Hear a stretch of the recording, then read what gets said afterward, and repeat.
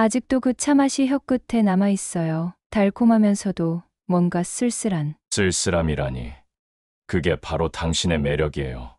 미화 씨, 72세 어른이 58세 여자한테 그런 말씀을 하시면 어떡해요. 한방차 향이 코끝을 맴도는 저택 응접실에서 나는 박주환 회장의 시선을 피하며 찻잔을 내려놓았습니다. 그의 눈빛이 마치 나를 꿰뚫어 보는 것 같아서요. 이 나이에 가슴이 이렇게 두근거릴 줄이야. 45에 홀로 된 지 벌써 13년인데 지금 내가 뭘 하고 있는 건지 모르겠습니다. 오늘 사연 시작 전 채널을 구독하고 좋아요를 눌러주시고 어디서 시청 중인지 댓글로 알려주세요. 이 이야기를 함께 느껴주세요. 그날은 평범한 목요일 오후였어요. 성북구 문화센터에서 한복 리폼 강의를 하던 중이었죠. 9명의 수강생들이 저마다 색깔엔 한복을 들고 와서는 새로운 디자인으로 바꿔달라고 하셨거든요. 그 중에서도 가장 인상적이었던 분이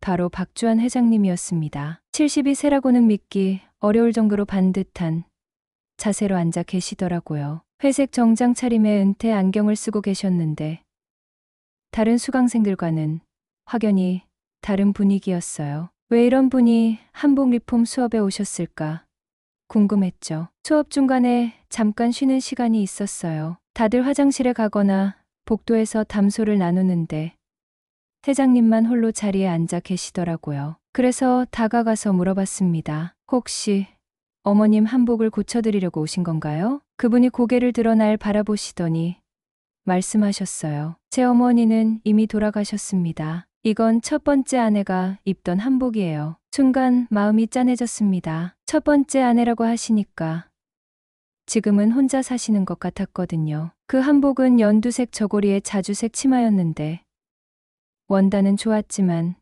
세월의 흔적이 역력했어요. 새로운 색으로 물들여서 누군가에게 선물하고 싶으신가요? 그럴 수도 있겠네요. 언젠가는. 그분의 대답이 애매해서 더 묻지는 못했어요. 대신 한복의 상태를 자세히 살펴봤죠. 저고리 소매 부분이 조금 해져 있고 치마 허리끈도 낡아 있었지만 전체적으로는 손볼만 했습니다. 수업이 끝나고 나서 회장님이 제게 말씀하셨어요. 혹시 개인적으로 한복 리폼을 부탁할 수 있겠느냐고요. 비용은 충분히 지불하겠다면서 말이에요. 저는 그 제안을 받아들였습니다. 솔직히 혼자 사는 입장에서 부업거리가 생기는 건 고마운 일이었거든요. 그렇게 첫 번째 만남이 시작되었어요. 그 이후로 회장님은 일주일에 2번씩 제 작은 작업실에 오셨습니다. 한복 작업 진행 상황을 확인한다는 명목이었지만 사실 우리는 대화를 나누는 시간이 더 많았어요. 회장님은 한방 건강식품 사업을 하신다고 하셨어요. 젊을 때부터 한의학에 관심이 많으셨다면서 몸에 좋은 차나 건강보조제를 직접 만들어서 판매하신다고 했죠. 그래서인지 항상 작업실에 올 때마다 다양한 차를 가져다 주셨어요. 이 차는 기운을 북돋워주는 효과가 있어요. 미화 씨처럼 손으로 일하시는 분에게 좋답니다. 정말 그 차들이 맛있었어요. 달콤하면서도 향긋하고 마시고 나면 몸이 따뜻해지는 기분이었죠. 회장님의 배려가 고마웠습니다. 한복 작업이 완성되어 갈수록 우리는 서로에 대해 더 많이 알게 되었어요. 저는 남편을 일찍 잃고 혼자 살아온 이야기를, 회장님은 사업 성공 후의 외로움에 대해 말씀해 주셨죠. 부와 명예는 얻었지만 정작 마음을 나눌 사람이 없더라고요. 그런 말씀을 하실 때면 회장님의 눈빛이 참 쓸쓸해 보였어요. 그래서 더 마음이 갔는지도 모르겠습니다. 한복이 완성된 날, 회장님은 예상보다 훨씬 기뻐하셨어요. 연두색 저고리를 자주색으로, 자주색 치마를 은혜색으로 새롭게 물들인 한복이 마치 다른 옷처럼 변해 있었거든요. 특히 저고리에 수놓은 작은 매화꽃 자수가 포인트였죠. 정말 아름답네요. 이제 이 한복은 새로운 주인을 만날 수 있겠어요. 회장님이 한복을 들여다보시며 말씀하시는데 그 표정이 참 따뜻해 보였어요. 그런데 다음에 하신 말씀이 저를 깜짝 놀라게 했습니다. 미화 씨, 이 한복의 새로운 주인이 되어 주시겠어요? 처음엔 농담인 줄 알았어요. 하지만 회장님의 진지한 표정을 보니 정말 진심이신 것 같았죠. 저는 당황해서 손을 흔들었습니다. 아니에요. 그럴 수 없어요. 이건 회장님의 소중한 추억이 담긴 옷인데 그렇기 때문입니다. 소중한 추억을 새로운 추억으로 만들고 싶어요. 그날 이후로 회장님의 구애가 시작되었어요. 매일같이 다른 종류의 차를 가져다 주시면서 함께 시간을 보내자고 하셨죠. 처음엔 부담스러웠지만 점점 그분과 함께하는 시간이 편안해졌습니다. 어느 날 오후 회장님이 평소보다 일찍 작업실에 오셨어요. 손에는 작은 보자기에 쌓인 무언가를 들고 계셨죠. 오늘은 특별한 차를 준비했어요. 제가 직접 배합한 건데 마음을 편안하게 해주는 효과가 있답니다. 그 차는 지금까지 마셔본 것 중에서 가장 달콤했어요. 꿀처럼 진한 단맛과 함께 알 수 없는 향이 입안 가득 퍼졌죠. 마시고 나니 정말 마음이 포근해지는 기분이었습니다. 이 차는 뭐예요? 맛이 정말 독특해요. 옛날부터 전해 내려오는 처방이에요. 몸과 마음의 긴장을 풀어주는 약재들을 넣었답니다. 그 말씀을 듣고 나니 더욱 감사한 마음이 들었어요. 이렇게 정성스럽게 준비해 주시는 분을 만난 게 얼마만인지 모르겠더라고요. 회장님은 그날부터 더욱 적극적으로 다가오셨어요. 작업실에 오실 때마다 꽃을 가져다 주시기도 하고 맛있는 음식을 사다 주시기도 했죠. 그러면서 자꾸 저에게 함께 시간을 보내자고 제안하셨어요. 미화 씨, 이번 주말에 제 별장에 놀러 오시겠어요? 경기도 가평에 조용한 곳이 있는데 공기도 좋고 경치도 아름다워요. 솔직히 마음이 흔들렸어요. 혼자 지낸 지 너무 오래되어서 누군가의 관심을 받는다는 게 어색하면서도 설렜거든요. 하지만 아직은 조심스러운 마음이 더 컸습니다. 아직은 좀 부담스러워요. 그럼 천천히 생각해 보세요. 저는 기다릴 수 있어요. 회장님의 배려심 깊은 말씀에 마음이 더욱 따뜻해졌어요. 이런 분이라면 믿어볼 만하지 않을까 하는 생각이 들기 시작했죠. 그런데 그때부터 이상한 일들이 생기기 시작했어요. 회장님이 주시는 차를 마실 때마다 몸이 해이해지는 기분이 들었거든요. 나른하면서도 머리가 조금 흐릿해지는 느낌이랄까요. 처음엔 피로 때문인 줄 알았어요. 요즘 몸이 좀 이상해요. 자꾸 졸음이 와서 집중이 안 돼요. 그러자 회장님이 걱정스러운 표정으로 말씀하셨어요. 나이가 들면 그럴 수 있어요. 제가 몸에 좋은 보약을 하나 지어드릴까요? 그분의 친절한 제안에 감사하다고 말씀드렸지만 왠지 모를 불안감이 마음 한구석에 자리 잡기 시작했습니다. 하지만 그때는 단순히 제 예민함 때문이라고 생각했어요. 회장님의 구애는 계속되었고 저도 점점 그분의 진심을 느끼게 되었습니다. 특히 비 오는 날 작업실까지 우산을 들고 마중 나와 주셨을 때는 정말 감동받았어요. 이 나이에 누군가 저를 이렇게 챙겨주다니. 나이는 숫자일 뿐이에요. 중요한 건 마음이죠. 그렇게 2달 정도의 시간이 흘렀을 때 회장님이 정식으로 프러포즈를 하셨어요. 작업실에 은은한 촛불을 켜놓고 제가 좋아하는 국화꽃 다발을 준비해 두셨더라고요. 결혼식은 조용히 치렀어요. 회장님의 제안으로 구청에서 간단한 서류만 작성했죠. 큰 잔치는 부담스럽다고 하시니까 저도 동의했어요. 사실 이 나이에 화려한 결혼식이 어울릴까 싶기도 했거든요. 새로운 보금자리는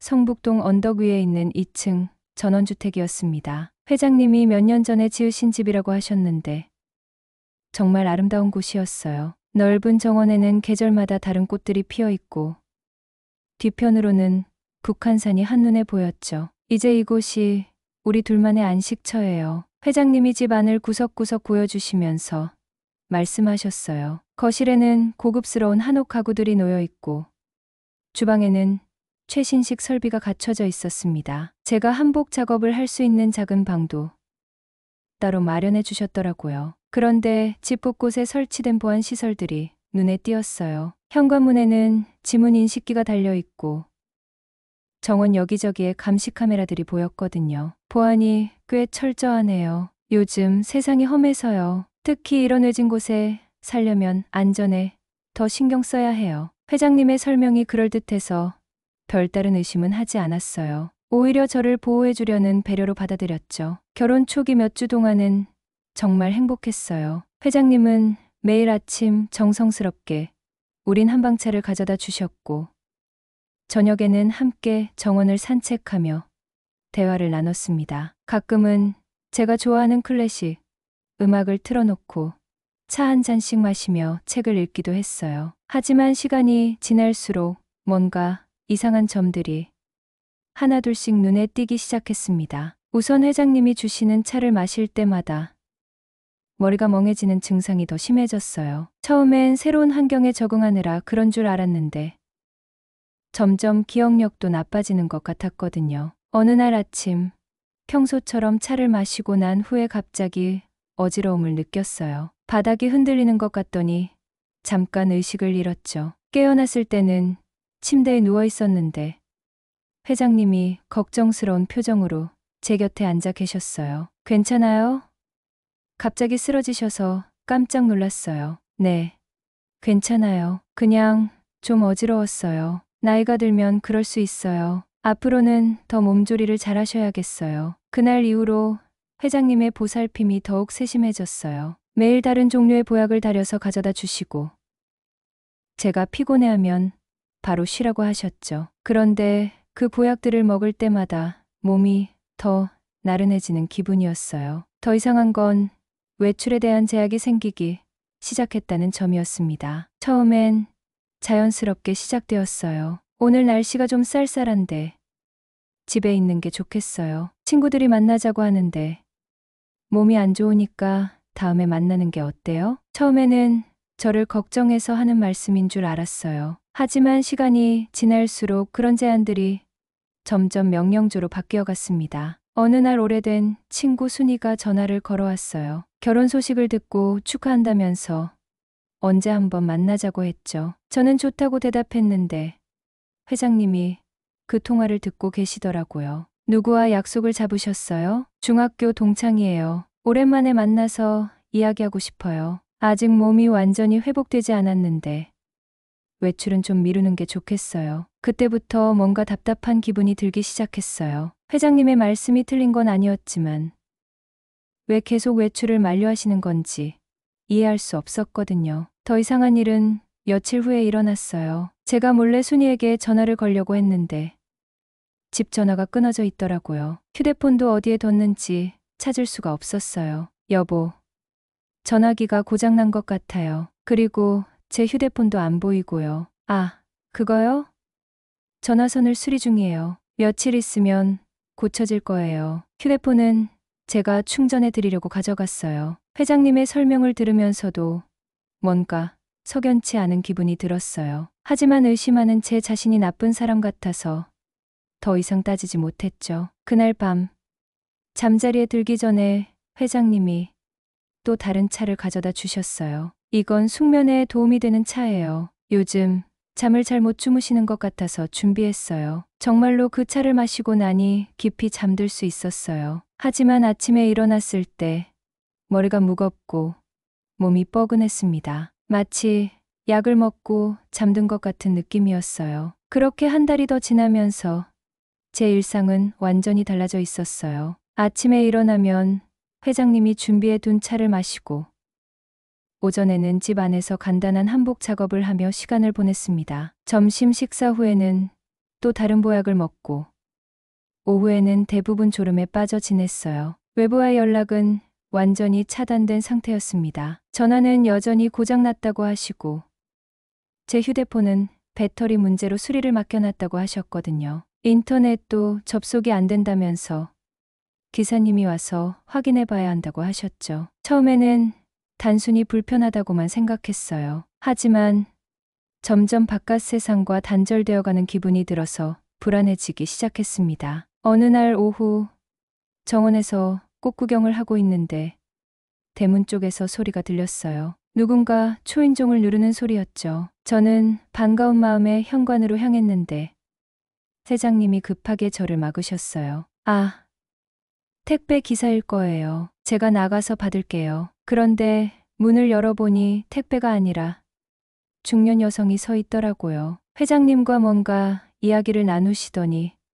곧 돌아가셨어요. 저는 궁금해서 물어봤습니다. 누구셨어요? 보험 설계사예요. 필요 없다고 했어요. 그런데 그 대화를 들으면서 이상한 점을 발견했어요. 그 여성이 제 이름을 언급하는 것 같았거든요. 하지만 회장님은 그런 내용은 전혀 말씀해 주지 않으셨어요. 그날 밤 잠자리에 들기 전에 회장님이 평소보다 진한 차를 가져다 주셨어요. 오늘은 좀 특별한 차를 준비했어요. 몸의 독소를 빼내는 효과가 있답니다. 그 차는 지금까지 마셔본 것 중에서 가장 쓴맛이 났어요. 하지만 마시고 나니 곧바로 깊은 잠에 빠져들었죠. 그런데 그날 밤 꿈에서 이상한 장면들이 계속 나타났어요. 흰옷을 입은 사람들이 저를 둘러싸고 무언가를 주사하는 꿈이었습니다. 깨어나려고 해도 몸이 움직이지 않았어요. 마치 몸이 마비된 것 같았죠. 다음날 아침에 일어났을 때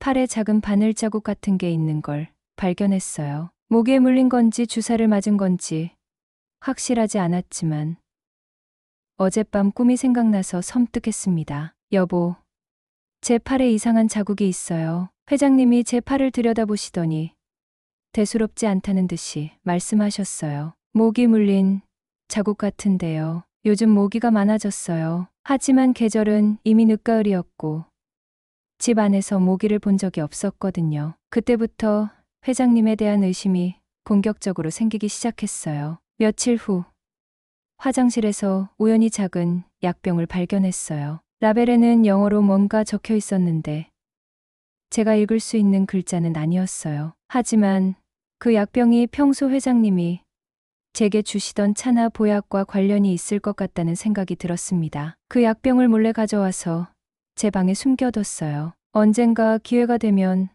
누군가에게 물어보고 싶었거든요. 그런데 이상하게도 그날부터 회장님의 감시가 더욱 심해졌어요. 제가 어디에 있는지 수시로 확인하시고 화장실이나 제 방에 들어갈 때도 문을 열어두라고 하셨죠. 요즘 어지러워하시니까 혹시 넘어질까봐 걱정돼서요. 그분의 설명은 항상 그럴듯했어요. 하지만 저는 점점 감옥에 갇힌 기분이 들기 시작했습니다. 어느 날 밤, 잠들기 전에 문득 이런 생각이 들었어요. 내가 지금 정말 행복한 결혼 생활을 하고 있는 건가?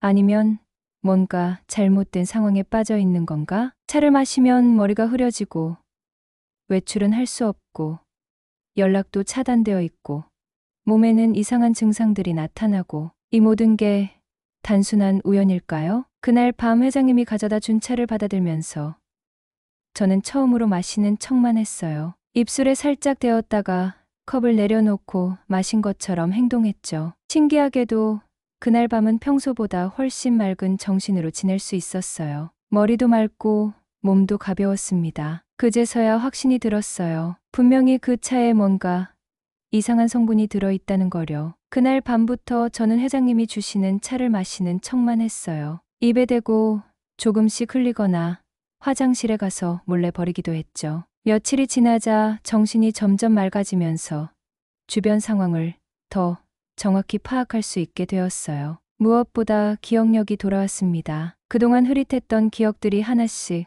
선명해지면서 회장님의 이상한 행동들이 더욱 명확하게 보이기 시작했어요. 어느 날 오후 회장님이 외출하신다고 하시더라고요. 사업상 중요한 미팅이 있어서 저녁 늦게 들어올 거라고 했습니다. 그때가 바로 기회라고 생각했어요. 회장님이 나가신 후 저는 조심스럽게 집 안을 돌아다니기 시작했어요. 평소에는 들어가지 못했던 회장님의 서재부터 살펴봤습니다. 문이 잠겨 있었지만 다행히 창문 쪽 서랍에서 열쇠를 찾을 수 있었어요. 서재 안은 생각보다 넓었습니다. 한쪽 벽에는 의학 서적들이 빼곡히 꽂혀 있었고 책상 위에는 각종 서류들이 정리되어 있었어요. 그런데 그 서류들을 자세히 보니 심장이 뛰기 시작했습니다. 첫 번째로 눈에 띈 건 의료진단서 같은 문서들이었어요. 여러 명의 여성 이름이 적혀 있었는데 나이가 모두 50 후반에서 60 초반이었습니다. 그리고 각각의 진단 내용이 비슷했어요. 기억력 저하, 인지능력 감퇴, 신경계 이상 등등. 더 충격적인 건 그 다음에 발견한 파일이었어요. 제목이 실험 대상자 관찰 일지였는데 그 안에는 3명의 여성에 대한 상세한 기록이 적혀 있었습니다. 첫 번째 대상자는 김순자라는 분이었어요. 59세, 과부, 자녀 없음이라고 적혀 있었죠. 그분에 대한 기록을 읽어보니 소름이 돋았습니다. 매일 특정 약물을 투여했고 그에 따른 반응을 세세하게 관찰한 내용들이었어요. 투여 후 48시간, 기억력 현저히 저하됨, 자신의 과거사를 정확히 기억하지 못함, 투여 후 72시간, 의존성 증가, 실험자 없이는 일상생활 불가능한 상태, 그리고 마지막 기록이 가장 무서웠어요. 투여 후 6개월, 대상자 사망, 사인은 심장마비로 추정됨. 두 번째, 세 번째 대상자도 비슷한 과정을 거쳤더라고요.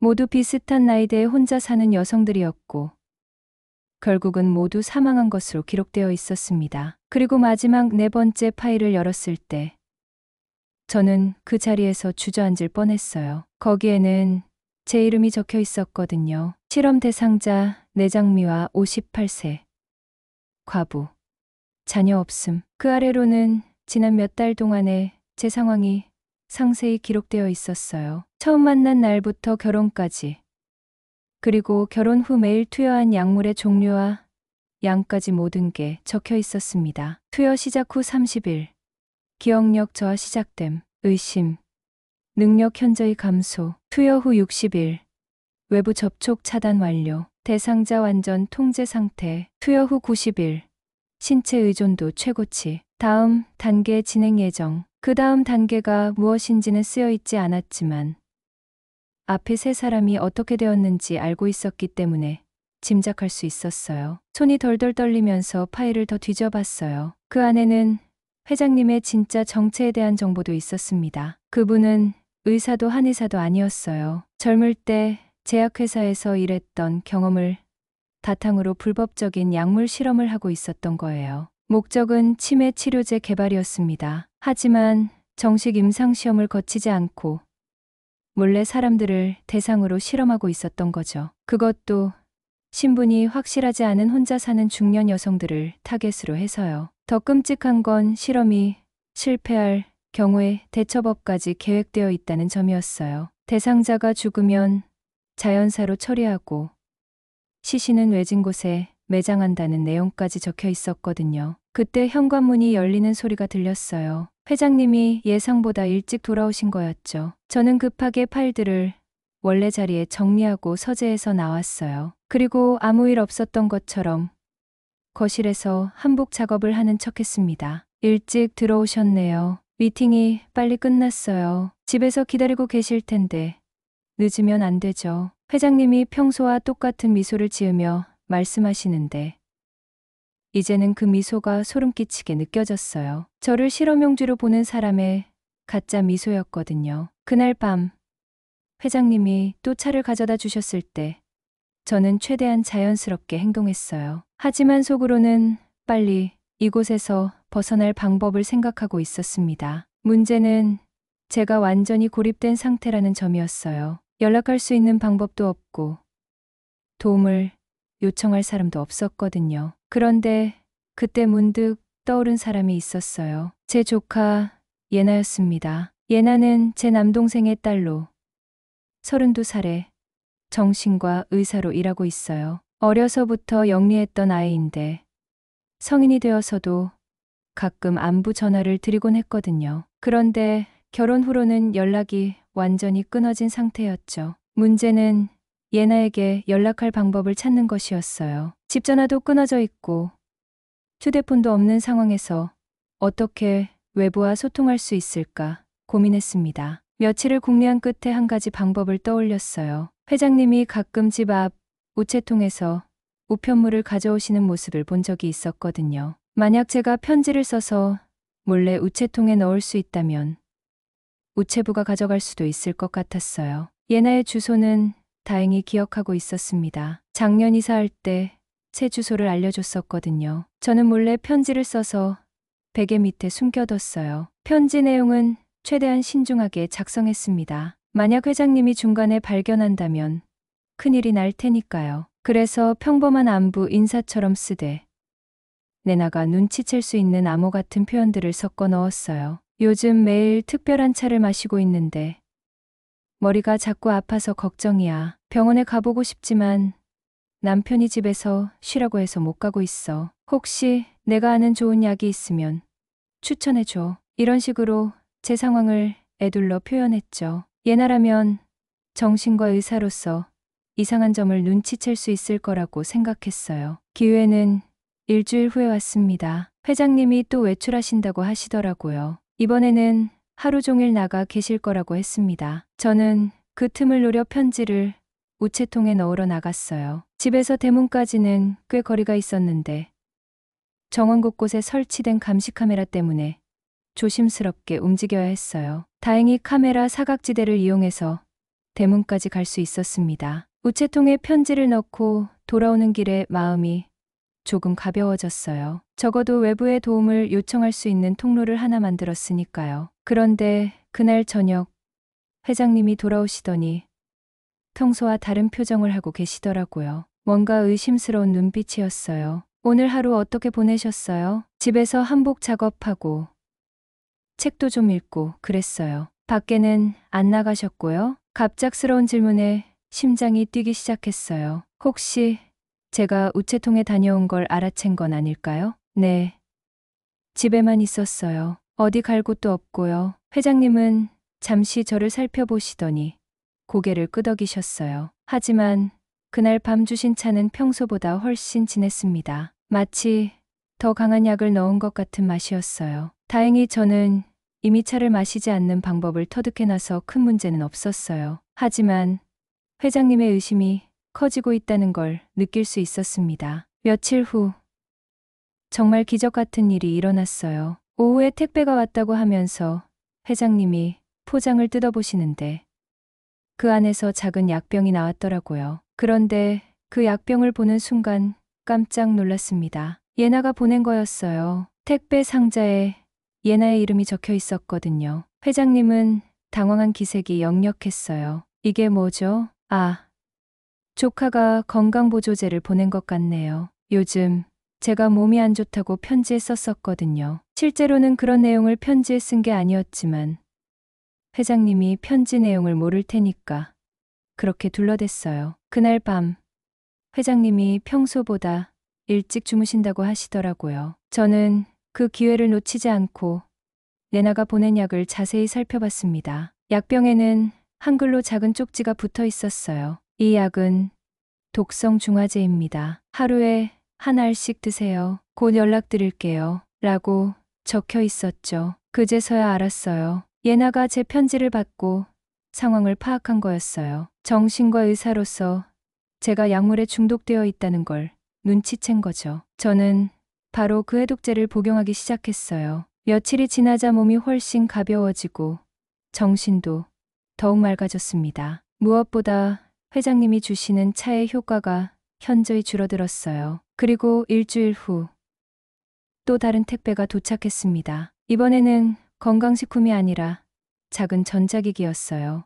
회장님이 없을 때 몰래 확인해 보니 그건 소형 휴대폰이었습니다. 휴대폰을 켜자마자 예나에게서 문자가 와 있었어요. 이모, 상황 파악했어요. 내일 새벽 4시에 뒷문으로 나와 주세요. 제가 마중 나갈게요. 절대 들키지 마세요. 드디어 탈출할 기회가 온 거였어요. 저는 가슴이 두근거리면서도 조심스럽게 준비를 시작했습니다. 그날 밤은 정말 길게 느껴졌어요. 회장님이 평소처럼 차를 가져다 주셨을 때 저는 최대한 자연스럽게 행동했습니다. 마시는 척하고 버린 다음 일찍 잠자리에 든다고 말씀드렸어요. 새벽 3시 반쯤 되어서 조심스럽게 일어났습니다. 회장님 방에서는 코 고는 소리가 들려왔어요. 저는 미리 준비해 둔 작은 가방에 필요한 물건들만 챙겼죠. 그 서재에서 발견했던 약병과 해독제, 그리고 증거가 될 만한 서류 몇 장도 함께요. 뒷문까지 가는 길이 가장 위험했어요. 정원에 설치된 감시 카메라들을 피해서 움직여야 했거든요. 다행히 며칠 동안 관찰해서 사각지대를 파악해 두었기 때문에 큰 어려움은 없었어요. 뒷문 앞에서 기다리고 있는데 정확히 4시에 작은 승용차 한 대가 조용히 다가왔습니다. 예나였어요. 차창이 내려지면서 예나의 얼굴이 보였을 때 저는 눈물이 날 뻔했어요. 이모, 빨리 타세요. 차에 타자마자 예나는 바로 출발했어요. 한동안은 아무 말도 하지 않고 운전에만 집중했죠. 그 집에서 충분히 멀어진 후에야 예나가 입을 열었습니다. 이모, 정말 무서웠을 것 같아요. 편지 받고 바로 상황을 파악했어요. 어떻게 알았어? 편지 내용이 너무 이상했어요. 평소 이모라면 절대 쓸 수 없는 표현들이 많았거든요. 특히 머리가 아프다는 표현을 반복해서 쓰신 게 가장 의심스러웠어요. 예나는 정신과 의사답게 제 상황을 정확히 분석해냈더라고요. 편지를 받자마자 약물 중독 증상을 의심했고 해독제를 구해서 보내준 거였어요. 그 사람은 정말 의사가 아니에요. 제가 조사해봤는데 과거에 제약회사에서 일했지만 불법 실험으로 해고된 이력이 있어요. 예나의 말을 들으니 더욱 소름이 끼쳤어요. 저보다 먼저 그런 일을 당한 여성들이 3명이나 더 있었다는 사실이 믿기지 않았거든요. 우리는 바로 경찰서로 향했습니다. 새벽 시간이라 담당 형사를 만나기까지 시간이 좀 걸렸지만 레나가 미리 연락해둬서 큰 문제는 없었어요. 제가 가져온 서류들과 약병, 그리고 예나가 분석한 약물 성분 검사 결과를 제출했습니다. 특히 그 서재에서 발견한 실험 일지가 결정적인 증거가 되었어요. 이건 명백한 감금과 상해 사건입니다. 바로 수사에 들어가겠습니다. 담당 형사분이 말씀하시더라고요. 그리고 몇 시간 후 회장님이 체포되었다는 연락을 받았어요. 재판까지는 몇 달이 걸렸지만 결과는 분명했습니다. 회장님은 사기 결혼, 감금, 상해, 그리고 과거 3명의 여성 살인 혐의까지 인정받아서 무기징역을 선고받았어요. 재판 과정에서 더 충격적인 사실들이 밝혀졌습니다. 그분이 실제로는 오래전부터 이런 범죄를 저질러 왔고 저는 4번째 피해자였던 거예요. 앞에 3분은 모두 돌아가셨지만 저는 예나 덕분에 살아날 수 있었던 거죠. 법원에서 배상금도 받았어요. 그 돈으로 저는 새로운 시작을 할 수 있었습니다. 우선 작은 상가를 얻어서 한복 공방을 열었어요. 이름은 자주비지라고 지었죠. 처음에는 손이 많이 떨렸어요. 그 약물의 후유증 때문이었죠. 바늘을 제대로 잡지 못해서 한복을 제대로 만들 수 없을까봐 걱정했어요. 하지만 예나가 계속 재활 치료를 도와줘서 점점 나아질 수 있었습니다. 공방을 연지 석 달쯤 되었을 때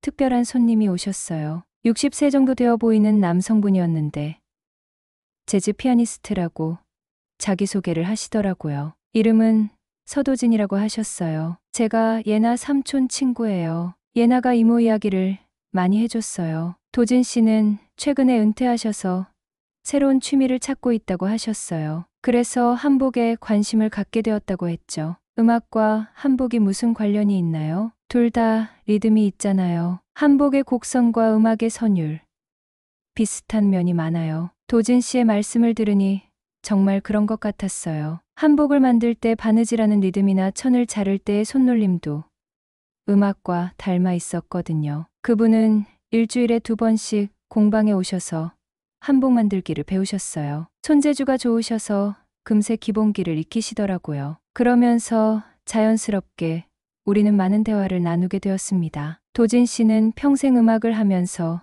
살아오셨지만 정작 가정적인 행복은 놓쳤다고 하셨어요. 젊을 때 음악에만 매진하느라 결혼도 늦게 했고 아내와도 소통이 부족해서 결국 이혼하게 되었다고 했죠. 지금 생각해보니 정말 아쉬워요. 음악도 중요하지만 사람과의 관계가 더 소중한 건데 말이에요. 그런 이야기를 들으면서 저도 제 지난 날을 돌아보게 되었어요. 남편을 잃고 혼자 살면서 외로움에 빠져 있었고 그 외로움 때문에 회장님 같은 사람에게 속아 넘어갔던 거죠. 하지만 이제는 달랐어요. 제 힘으로 새로운 삶을 시작했고 진짜 저를 이해해주는 사람들을 만나게 되었으니까요. 봄이 다시 왔어요. 공방을 연지 1년이 지나면서 단골 손님들도 생겼고 제 손놀림도 예전만큼 자연스러워졌습니다. 무엇보다 도진 씨와의 우정이 깊어져 가면서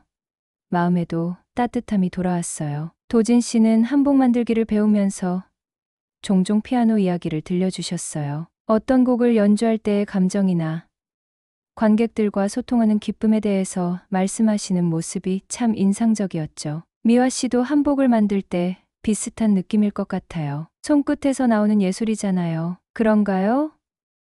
저는 그냥 바느질하는 줄만 알았는데. 아니에요. 저는 미화 씨가 바느질하는 모습을 보면서 연주하는 기분을 느껴요. 그런 말씀을 들으니 제가 하는 일에 대한 자부심도 생겼어요. 단순히 옷을 고치는 게 아니라 사람들에게 아름다움을 선사하는 일이라는 생각이 들었거든요. 어느 날 오후 도진 씨가 평소와 다른 제안을 하셨어요. 미화 씨, 혹시 시간 되시면 제 집에서 저녁 식사 한번 하시겠어요? 간단히 요리해서 함께 드시죠. 처음에는 조금 망설여졌어요. 아직 회장님에 대한 트라우마가 완전히 사라지지 않았거든요. 하지만 도진 씨는 그분과는 완전히 다른 분이라는 걸 알고 있었기 때문에 승낙했습니다. 도진 씨 집은 공방에서 걸어서 10분 거리에 있는 작은 빌라였어요. 현관을 들어서자마자 피아노 소리가 들렸는데 도진 씨가 미리 연주해 두신 곡이라고 하시더라고요. 이 곡은 제가 직접 작곡한 거예요. 제목은 자주빛 선율이에요. 자주빛이라니 제 공방 이름과 같네요. 그래서 지은 이름이에요. 미화 씨를 생각하며 만든 곡이거든요. 그 말을 들으니 가슴이 따뜻해졌어요. 이런 식으로 누군가를 생각해 주는 사람이 있다는 게 얼마나 고마운 일인지 새삼 느꼈거든요. 저녁 식사는 정말 즐거웠어요. 도진 씨가 직접 만드신 음식들은 간단했지만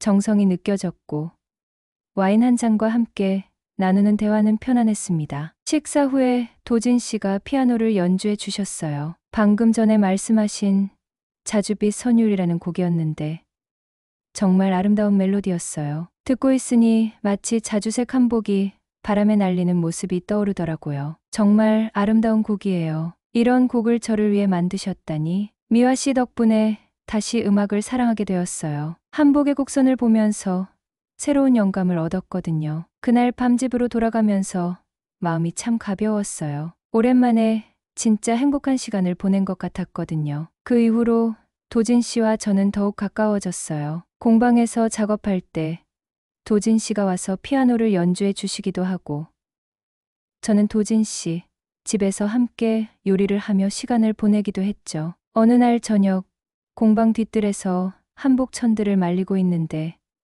도진 씨가 오셨어요. 자주색, 분홍색, 하늘색 천들이 저녁바람에 날리고 있었는데 달빛이 비치니까 정말 환상적인 모습이었어요. 와, 정말 아름다워요. 마치 무지개 같아요. 도진 씨가 감탄하시면서 천들 사이로 걸어오셨어요. 그 모습이 마치 꿈속 장면 같았죠. 미화 씨, 이렇게 아름다운 곳에서 이렇게 멋진 분과 함께 있다니 정말 행복해요. 저도 마찬가지예요. 이런 평온한 시간이 올 줄 몰랐어요. 그때 도진 씨가 제 손을 잡으셨어요. 그분의 손은 따뜻했고 저는 그 온기에 마음이 녹는 것 같았습니다. 미화 씨, 저희가 이렇게 만난 게 우연일까요? 아마 운명인 것 같아요. 힘든 시간을 견뎌낸 후에 만난 선물 같은 시간이니까요. 달빛이 천들 사이로 스며들면서 우리를 비추고 있었어요. 도진 씨가 저를 바라보시는 눈빛이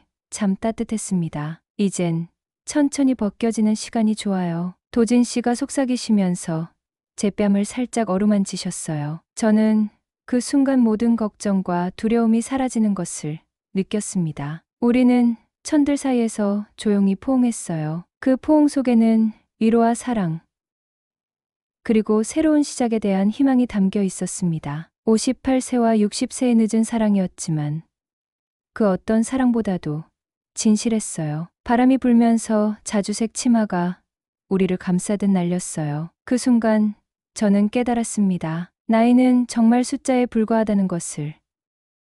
진정한 사랑은 언제든 다시 시작될 수 있다는 것을 말이에요. 지난 1년 동안 지옥 같은 시간을 보냈지만 그 모든 시련이 저를 더 강하게 만들어 줬어요. 그리고 진짜 소중한 것이 무엇인지 알게 해줬습니다. 지금 저는 정말 행복해요. 제 손으로 새로운 삶을 읽어냈고 진심으로 저를 사랑해주는 사람을 만났으니까요. 두 번째 봄은 첫 번째 봄보다 더 아름답고 소중한 것 같아요. 오늘 이야기 어떠셨나요?